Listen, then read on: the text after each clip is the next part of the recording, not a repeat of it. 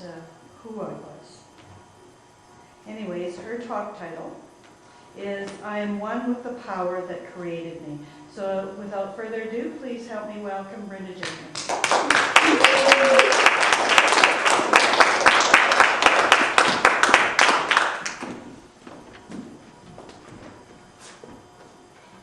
I'm bringing my flowers. My daughter just brought me flowers here to the church, so I can bring them up with me. This looks a little bit high. My talk has nothing to do with Mother's Day, except for that I'm going to be a grandma. So I don't think I've told any of you that yet. But and my daughter is here today for moral support and to bring me flowers and to be here for Mother's Day. So that's only my only Mother's Day contribution I'm going to make. I'm nervous. Thank you, Chris. That was to me, your song is about how we can't stop seeking what we're here to do. We just can't stop, even though it sometimes doesn't make sense to us what we're doing, or it's hard, it's frustrating, but it's what we're here to do, is to be more and to express our gift to the world, and I'm glad that you do that. Thanks for that song. And thank you, Cheryl, for letting me speak. I've been here for 10 years at least, and I've never spoken. I've read the Daily Word maybe 3 or 4 times with shaking knees, and so to have me come and speak is, I think she was a little bit afraid when I asked her, like, oh my gosh, what's going to happen? But she was brave, and she couldn't really say no, and so It's on the board, right? yeah. So thanks for giving me the chance. I hope I don't let you down. So I am one with the power that created me. This is my first time speaking, and I'm sure none of you have ever seen me in a dress, although there's a lot of new people here, and a lot of people that are always here are not here today, so there must be a reason for that. But it's the first time, and first times are scary, first times are exciting, but I think that's what we're here to do, is to explore and to be more than what we already are, and that involves always first time of doing anything. Like children, their whole life is a first time. Everything they do is a first time, and they're not afraid, they don't hold back, they aren't nervous, they don't wonder what's going to happen next, they just are being one with the power that created them. And somehow when we grow up, we kind of get away from that, we forget, we start being afraid, and we start wondering what people will think, and we hold back and say no to the ideas that we have, thinking that it's not like everyone else. We try to fit in more, and it ends up that we're not really being who we're here to be. And we lose that oneness with the power that created us. So when I was 32 years old, I won't start when I was born, but I'll start when I was 32. Skip all the beginning part. I had been asleep for quite a while, I think. I was just living, like I said, just going along, doing what is expected, and having a normal life, and just being a regular person. But I was going through a divorce, and I bought a book. It was called You Can Heal Your Life by Louise Hay. I'm sure a lot of you know that book. And for me, it was a complete revelation, because it was the first time that I found out that we have control in our life, that we have a power to make our life go the way we choose, and that whether we know it or not, we are doing that. So for me, that was quite a shock. And it was good because you can have control. You feel like, wow, I can make some choices. But then with that also comes the responsibility for what you've already done and for what you're going to be doing, and so it's a bit scary as well. And in that book her thing is affirmations, and so I learned about affirmations, and I would memorize them and desperately say them and hang on to them with all my might to try to make them happen. And the more I did that, the more it didn't work. It just made me more afraid, made me more think, well, that's not really true. And one of those affirmations was, I am one with the power that created me. It sounds so wonderful, and I was wishing it was true, but I didn't really know. Wasn't really sure that it was. And so that was, being a reader, that was just the first book of so many that I read over the next 20 years. I just read book after book, and they all had a message that was similar, that was teaching me more and more about how the world works, how the universe works. And each author had its own little twist, just like Cheryl said about the speakers here. Oh yeah, by the way, last week our author was an actual nuclear physicist. So, and he talked for over an hour. And he was very interesting, and then I was thinking, and this week it's me. Diversity, that's for sure. Anyways, the books they're all great. They all had their own twist. The authors all had their own point of view. Something that had happened to them that meant something to them, that they were inspired to try to help other people with what they had learned, what they had discovered. And I would read them all and close it up and go on to the next one. I never took time to actually do what the book said to do, or do the program it had, or do the prayers that it had, or whatever it was offering. I didn't waste any time doing that. I just went on to the next book. So, needless to say, I wasn't really getting the whole message out of them because I didn't put the effort in. And I just went on and on because I'm a reader, that's what I did. But I didn't really know how to apply the things in my real life. Like, I could read a book, wow, this is great, this is true, this is wonderful. And then I'd get up in the morning and have a fight with my kids or my mom or my husband, and I just couldn't make it connect into my life, like amalgamate it all into reality of my life. And that's the little piece that I was looking for I just never seemed to find. But I wanted to write a book because I thought, wow, this is so cool. These people have these ideas, they write these books, and that's what I want to do. But I just didn't know what my one thing was that I wanted to say. So there was no book coming. I didn't know what my thing would be. I just thought how great it would be to have a book that would make a difference to people. The only book that slowed me down a bit was A Course in Miracles. It's not the kind that you can just flip through and take it in and finish it. Yeah, no pictures, a lot of words and a lot of things. It takes a lot of concentration to even try to figure out what it means. So that one slowed me down. So for maybe 2 years, that was the only one I was reading. Sorry, my mouth's getting dry. But I knew that it was true. A Course in Miracles, all the other books would refer to it. They'd all get their little take on it, and I knew that book was the real truth. But, again, it was hard to, it's not something you just learn in a day, and it's a process. So I've been a student of A Course in Miracles for, I don't even know how long, 10 years, I guess, maybe 2. So I was making progress in my life. My life was fine. Everything was going along smooth and seemed okay. And then Michael Jackson died. And when he died, my first thought is that he's the same age as me. And because all my life I knew he was there. I didn't know much about him, but I knew he was the same age as me. Because when I was 12 or so, I don't know how old I was, but I remember my mom telling me there's a song on the radio, Ben. And she said, that's a kid, the same age as you, that's singing that song. And I was like, whoa, here I am, whatever grade I'm in, and being a kid, and this person is singing like this. It was amazing. So that's all I really knew about Michael, was that he was the same age. And I thought, wow, if I died now, when I'm 50, I'd be sad because I feel like I haven't done something that I'm supposed to do. I would have been, I was just thinking, I don't want to die now because I feel like I have more that I should be doing.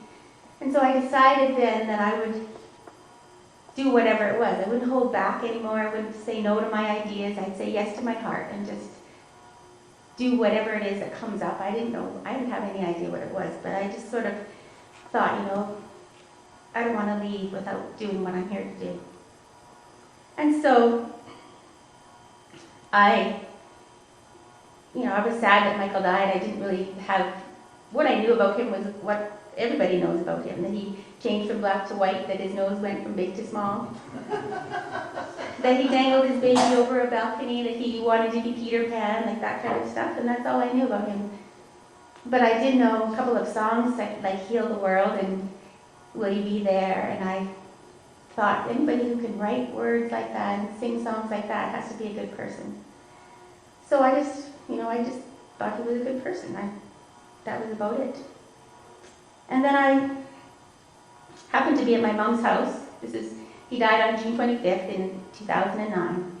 I was at my mom's house just visiting her, and she had Larry King Live on July 7th, and that was the day of Michael's memorial, which I didn't even remember was on.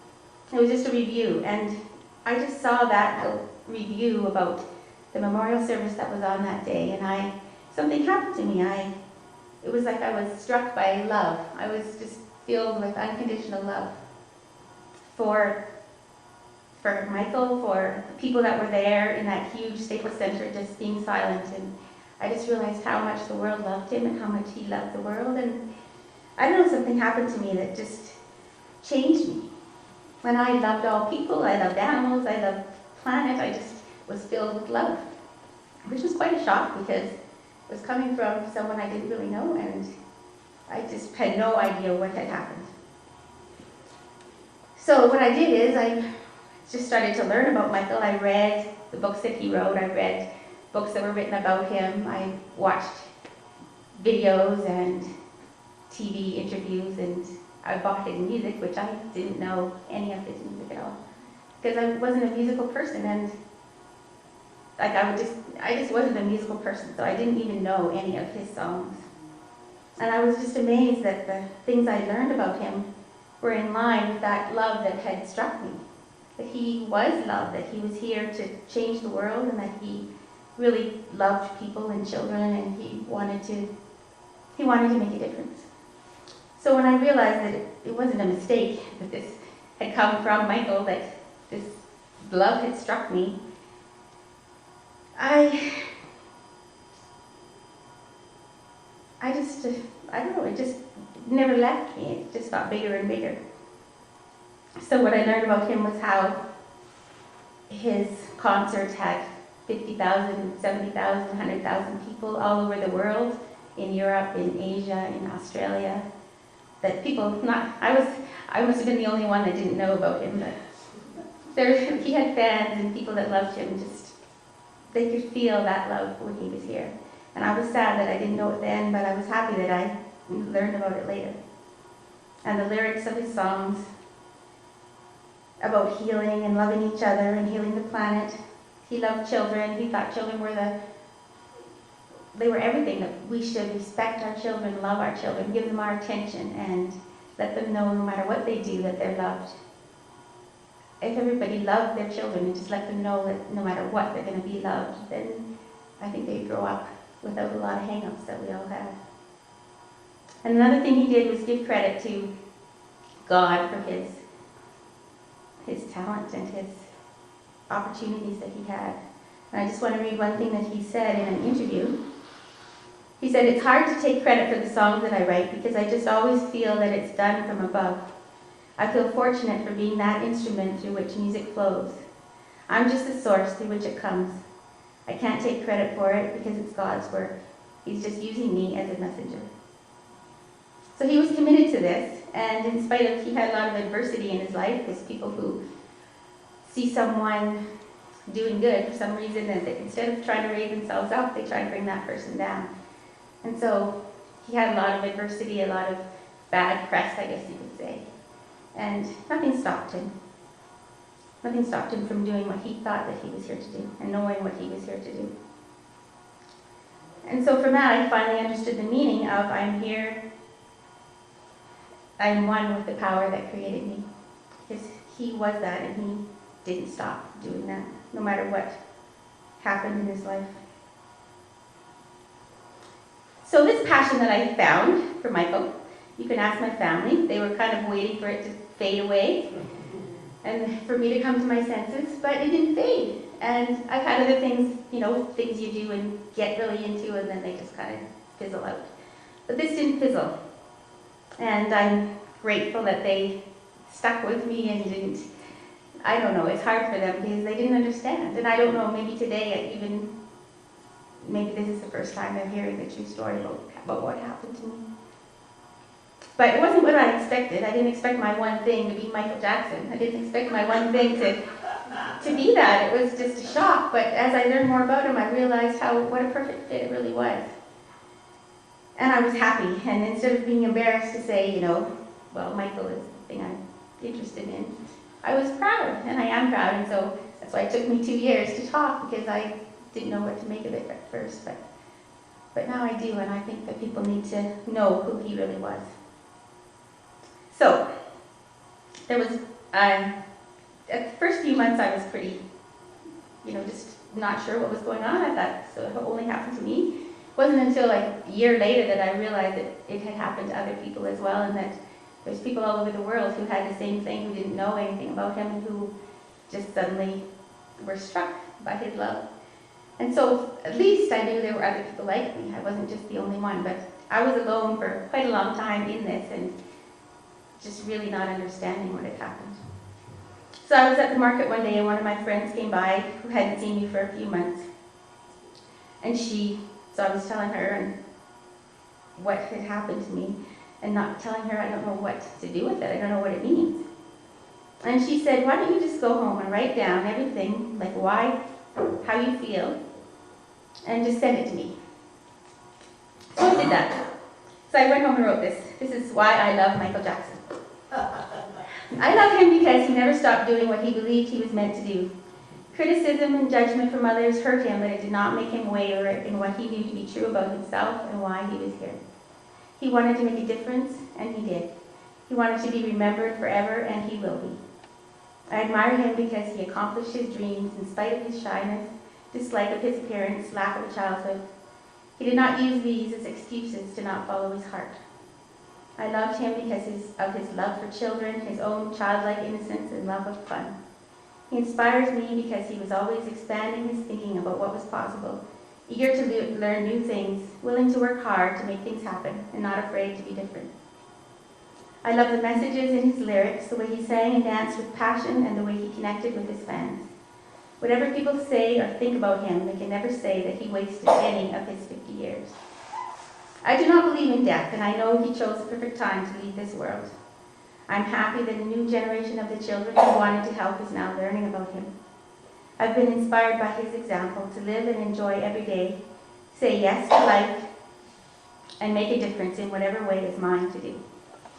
So I wrote this in October 17th, 2009. And so I sent this to my friend, emailed it to her, and then she sent it back and said, she answered me back and said, okay, in all those places where you're talking about him, just put yourself in there.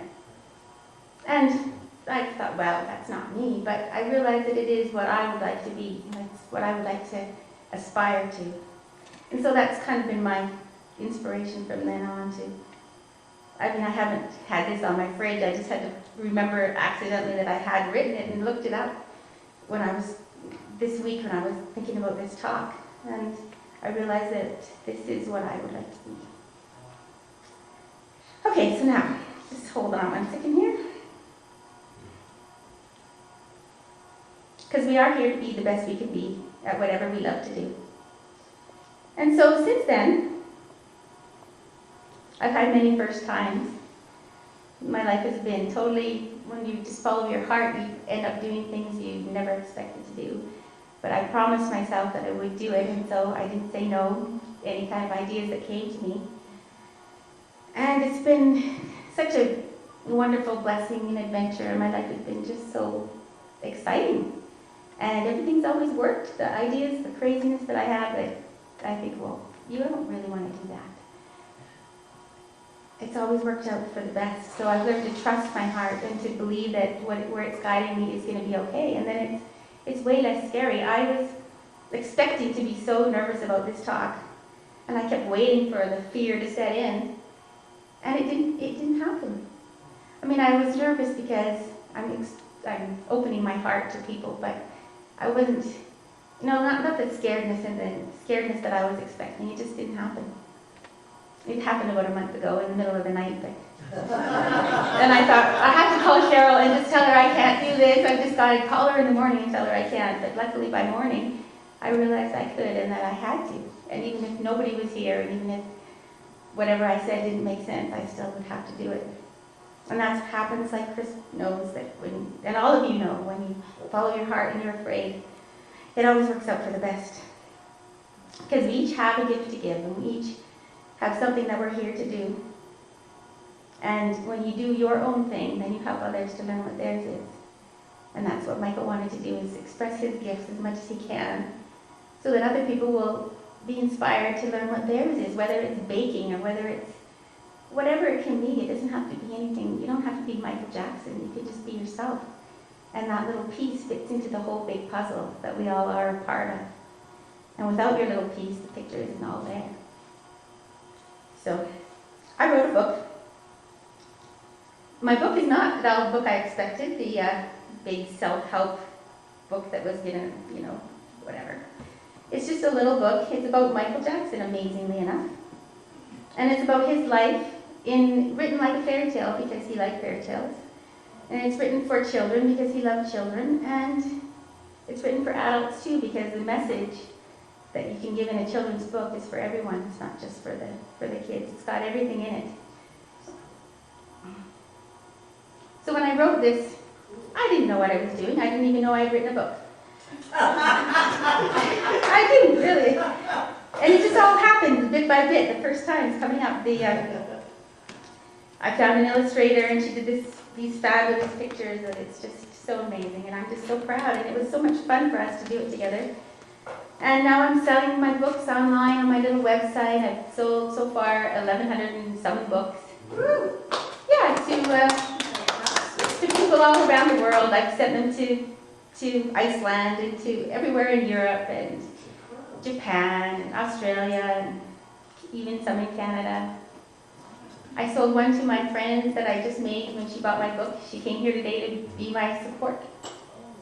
And all the people that I've met and discovered through this process of having a book and learning about Michael, the people around the world, we're all one. And we realize that we're all one.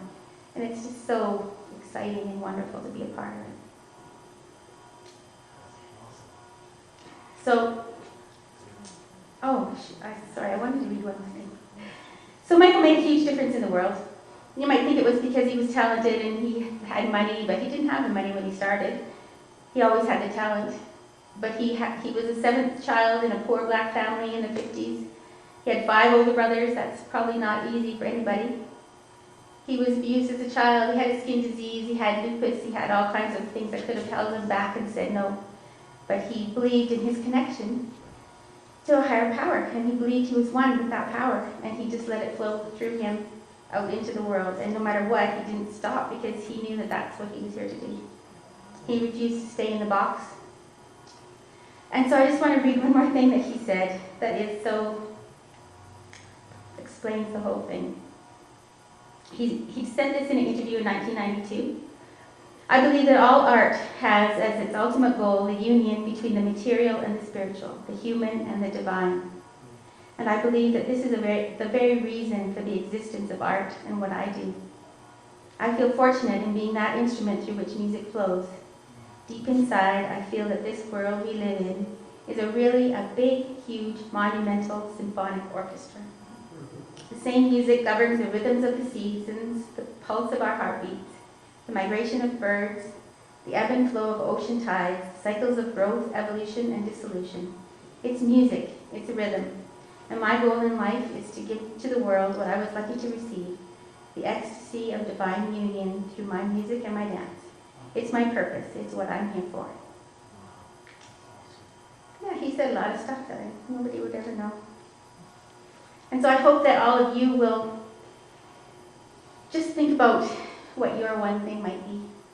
And if you know what it is, you probably do, I'm sure you do. And if you're afraid to just go for it, just go for it. Because it's going to work out perfectly and you'll make a difference. And that's all I have to say. Well, thank you very much.